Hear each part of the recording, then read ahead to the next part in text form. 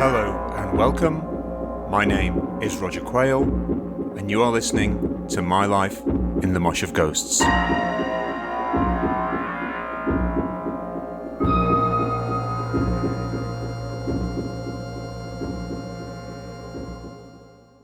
Hello everyone, and welcome back to My Life in the Mosh of Ghosts.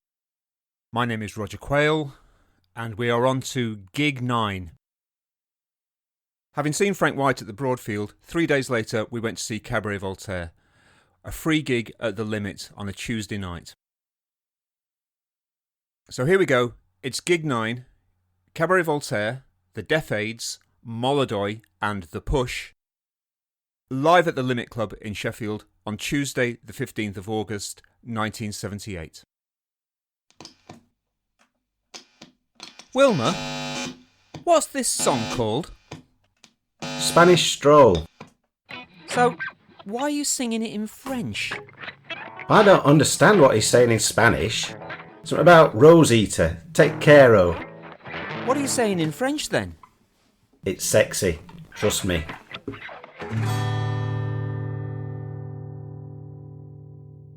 This exchange of almost Trog's tape quality takes place in Vinner's bedroom, at the top of his parents' rambling house, which doubles as our band rehearsal space.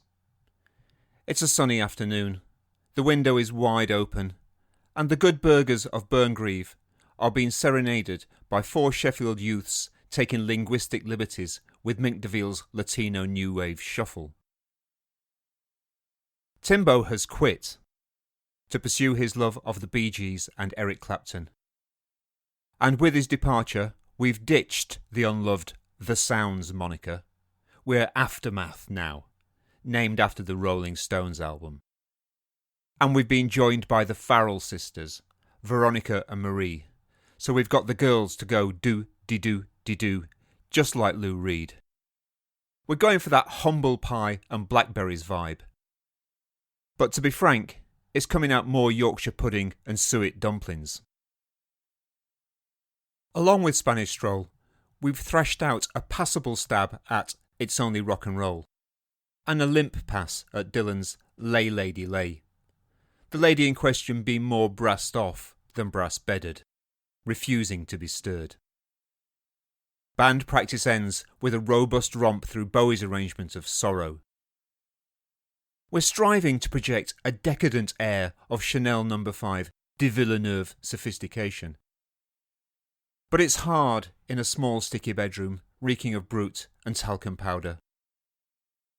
10 minutes later, Aftermath, Vinner, Wilma, Lango and me are on the bus into town on our way to the Limit. Sheffield's newest venue has started free gigs on Monday and Tuesday nights. It's a cheap evening's entertainment, and the rest of the band came in last night for the ultimate, playing with our power pop faves Harlow, featuring future Marillion frontman Steve Hogarth, and the Thompson Twins, 5 years and a myriad lineup changes away from global domination.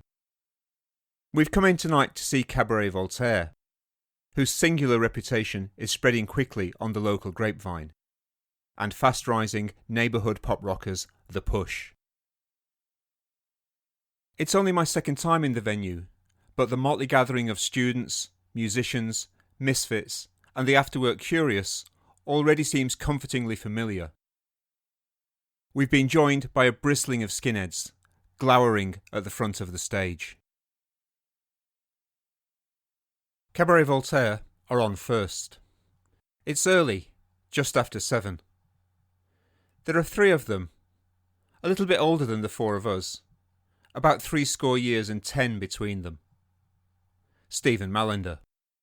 Long hair, long coat, bass guitar, cheekbones by Georges Braque. Pale and handsome. Jackson Browne if he had stayed in New York City with Nico rather than splitting for the LA sunshine.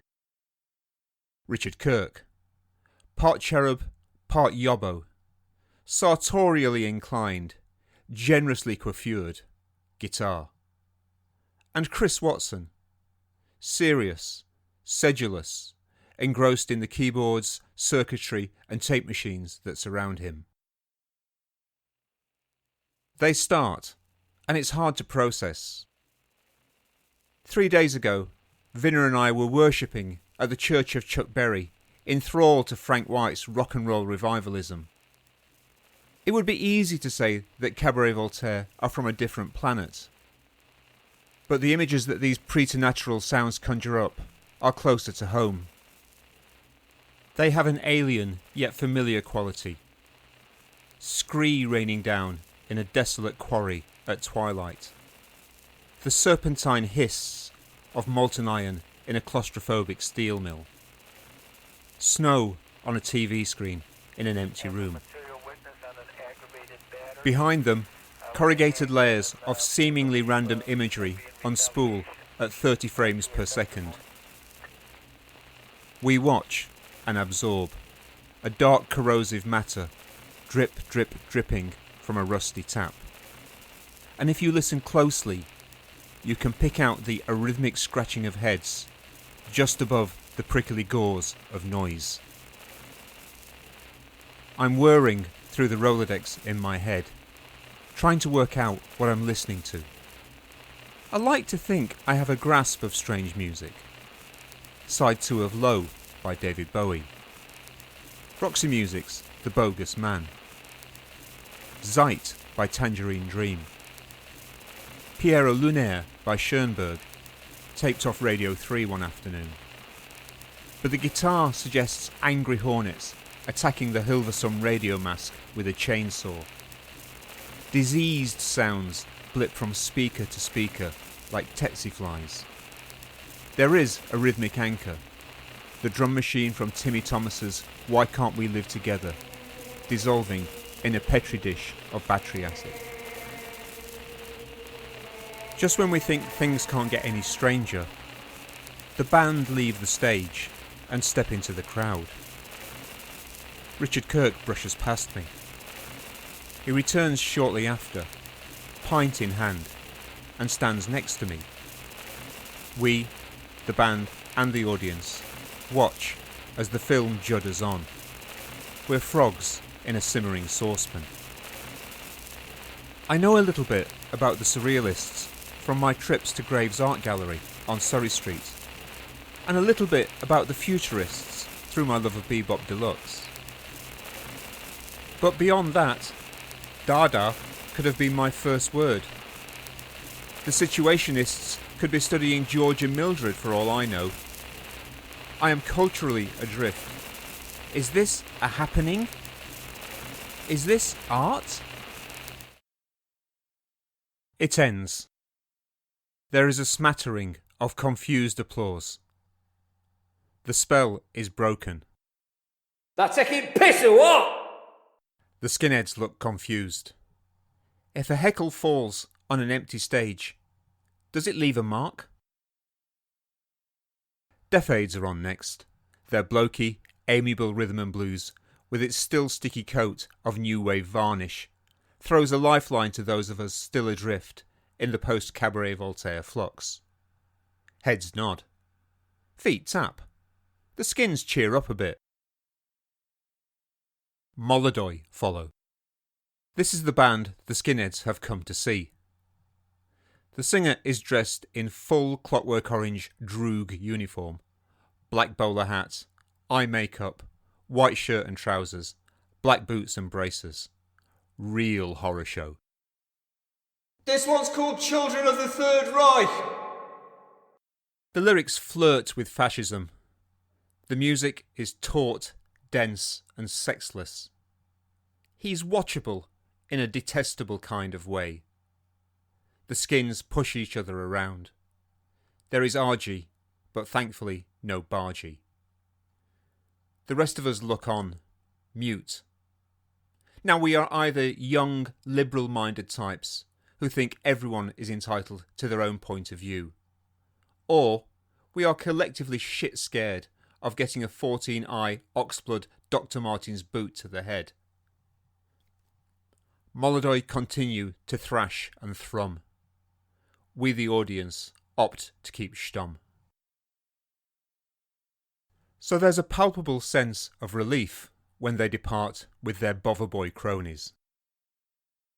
The Push hit the stage and instantly lift the mood with their infectious, feel-good rock and pop. They headlined The Limit last week, and here they are again. They must have good connections, we note with envy. The Push are one of the first Sheffield bands to release a single, The Cambridge Stomp. And there is a sense that they have enough momentum locally to go on to bigger things. Me and the lads are fans. The single has been a staple at parties all summer, and we've even had a go at working it out in rehearsals. Their singer is called Charlie Paris, no doubt one of the Parisians from up Manor Top. And he has enough ersatz jagger jigs to keep the crowd entertained. The rest of the band are tight, well-drilled, slick even. They are warming up for their biggest gig so far, Sheffield University next weekend, live on Radio Hallam, and we've already decided to go along. It's been a strange evening of musical spheres colliding. Challenging and confusing in places, safe and reassuring in others. Interspersed with threatening tremors of hate and fear. But it's Cabaret Voltaire's oblique pulse and fizz that lingers longest for me. I've had a peep into an unlocked laboratory of strange new sounds and sights, and I know that I'm going to have to go back for another look.